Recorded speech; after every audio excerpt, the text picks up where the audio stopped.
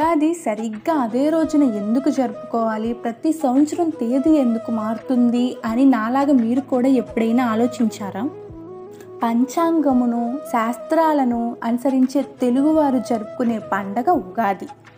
ఉగాది అంటే యుగము అండ్ ఆది. యుగం అంటే శకం, ఆది అంటే మొదలు. శకం మొదలు అని వస్తుంది. పంచాంగము అంటే తిథి, వారం, నక్షత్రం, యోగం, కరణం. ఈ 5 అంగాలను కలిపి పంచాంగం అంటాము. వసంత ఋతువు కూడా ఇదే రోజు మొదలవుతుంది.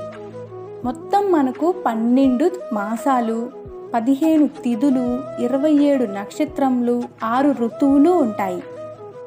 భాగవతంలోని విష్ణు దశ అవతారాల్లో ఒక కథ ఉంటుంది. తెలుగువారి నమ్మకం ప్రకారం బ్రహ్మదేవుడు ఆ రోజునే సృష్టిని ఆరంభించాడు. మన గ్రంథాల్లో వివరించిన ప్రకారం మనకొక సంవత్సరం గడిస్తే బ్రహ్మదేవుడికి ఒక రోజు. అలా మనకి ప్రతి ఉగాదితో బ్రహ్మకు ఒక రోజు మొదలవుతుంది. సోమకాసుడు అనే రాక్షసుడు బ్రహ్మ వద్ద నుండి వేదాలను దొంగలించి సముద్రంలో దాక్కున్నాడు. విష్ణుమూర్తి అవతారాల్లో ఒకటైన మత్స్య అవతారం ఎత్తి ఆ రాక్షసుని సంహరించి ఆ 4 వేదాలను బ్రహ్మదేవుడికి ఇస్తాడు.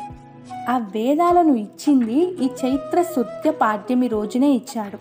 ఆ వేదాలను పొందిన బ్రహ్మ ఆ రోజున సృష్టిని చేయడం ప్రారంభించాడు. చైత్ర మాసంలో తొలి రోజును పవిత్రమైన రోజుగా భావిస్తారు. మహారాష్ట్ర, కర్ణాటక, పంజాబ్, కేరళలో కూడా జరుపుకుంటారు వేరు పేర్లతో. ఉగాది రోజు పంచాంగ శ్రవణం చేస్తారు. ఉగాది పచ్చడిని ప్రసాదంగా స్వీకరిస్తారు.